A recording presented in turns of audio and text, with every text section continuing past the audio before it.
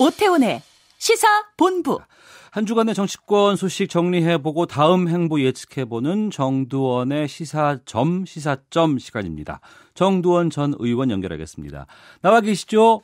네, 안녕하세요. 예, 명절 잘 보내셨습니까? 네, 편안히 잘 보냈습니다. 예, 정치인들 명절 끝나고 나면 뭐 여러 가지 민심 파악하고 뭐 거기에 대해서 맞는 얘기들을 해주시는데 네. 어제 오늘 보니까 여야 정치인들 설 민심이 이렇더라 저렇더라 말은 많이 합니다만 민심이 다 제각각인 것 같아요.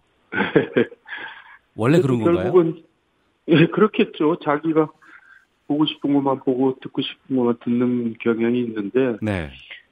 어쨌든 그래도 막판에 북미 정상회담 소식이 네. 여러 가지를 다 압도한 것 같아가지고 그게 이제 설 민심을 끝 마무리해서 네. 이제 그 주요 이슈가 된 것 같아요. 예. 그런데 공교롭게 그 북미 정상회담과 자유한국당 전당대회 날짜가 겹치게 됐습니다. 그거야 뭐 우연히 그렇게 됐겠죠. 예. 우연히 그렇게 된 것으로 보이는데도 불구하고 자유한국당 쪽에서는 내심 여러 가지 좀 의도가 있지 않냐 이런 얘기들이 좀 계속 나오고 있네요. 아유, 그건 뭐 터무니없는 억지죠. 예.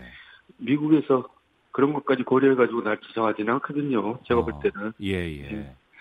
운이 없는 거지 그게 일부러 그러겠어요. 예.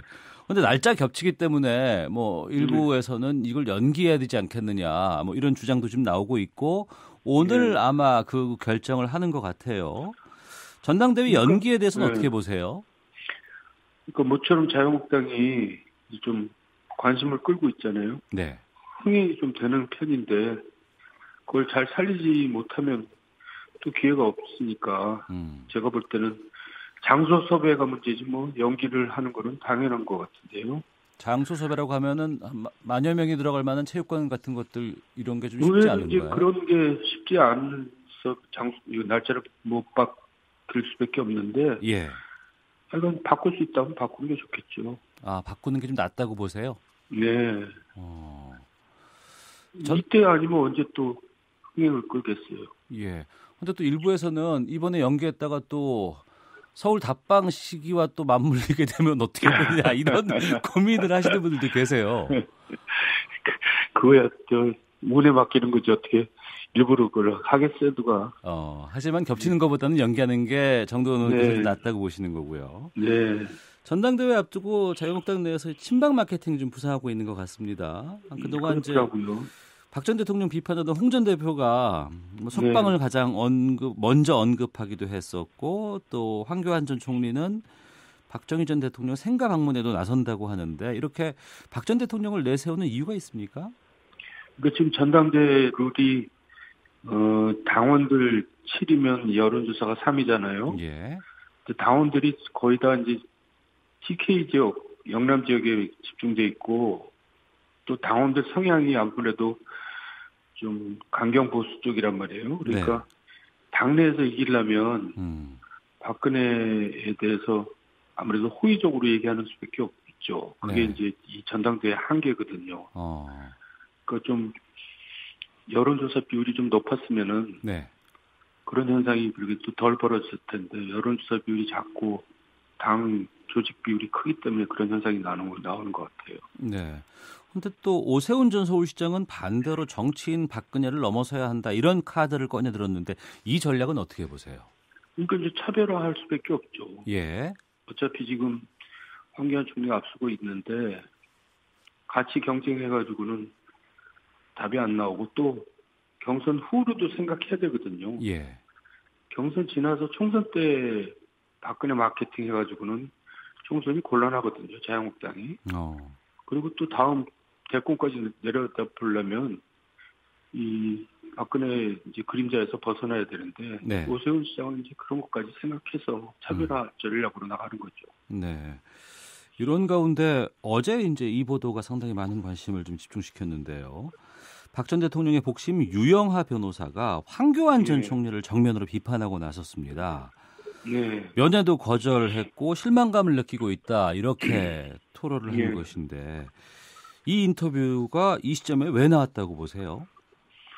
그러니까 그거는 나왔다기보다도 유영하 변호사가 뭐 괜히 뭐 억하심정으로 그러지는 않았을 것 같고요. 예.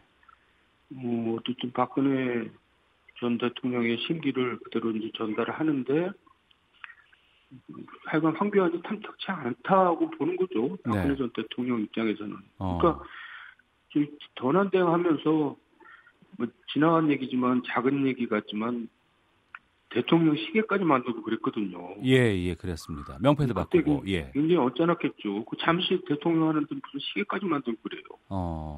내가 볼 때는 그런 행위들이 이제 개인적으로 좀 서운함이 남았을 거고요. 예. 어쨌든 이거는 황교안 총리한테는 악재죠. 그러면 그 친박 쪽에 나름대로의 생각을 갖고 있는 분들의 이 발언 이후에 움직임은 어떻게 될 거라고 전망하세요? 뭐 조금 영향은 받겠죠. 조금? 그러니까 이제 태극기 세력이라든가. 예. 그래서 악재라고 제가 얘기하는데 네. 이제 악재가 이제 계속 나올 가능성이 있어요. 황교안 전 총리는. 왜냐하면 그동안에 정치권으로서는 검증을 받아본 적이 없기 때문에. 네. 예, 이제 거기에 이제 어느 정도 맷집이 있는지 그게 미지수죠. 네. 하지만 황교안 전 총리 외에 유력하다고 하는 홍준표 전 대표나 오세훈 전 서울시장 같은 경우에는 비박계로 좀 분류되는 상황 아니겠습니까? 어떻게 그렇게 돼버렸죠? 예. 그럼 표심이 어디로 갈까라는 고민들이 좀 있을 것 같아요. 그러니까 이제 누가 뭐래도 황교안 총리가 유리한 입장인데, 네. 그래서 이제 단일화 얘기도 나오잖아요. 네네. 단일화 얘기가 나온다는 거는 이제 홍준표 대표나 오세훈 시장이 약세라는 걸 인정하고 있는 거죠. 네. 그 말씀하신 거 단일화. 예. 예, 그래서 단일화가 되면은 아마 그 단일화된 사람이 황 총리를 이길 겁니다.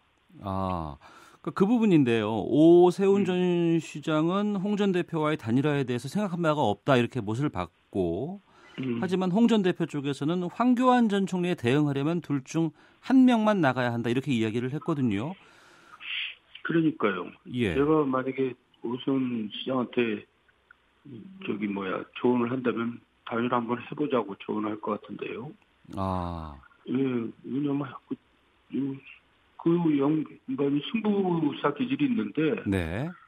이번에는 발을 빼는 모습은 평소 오세훈답지가 않아요. 그러니까 한번 해보자고 그래가지고 저는 승산도 없지 않다고 보는데요. 그럼 주자는 누가 나올 것으로 보면 좋겠습니까?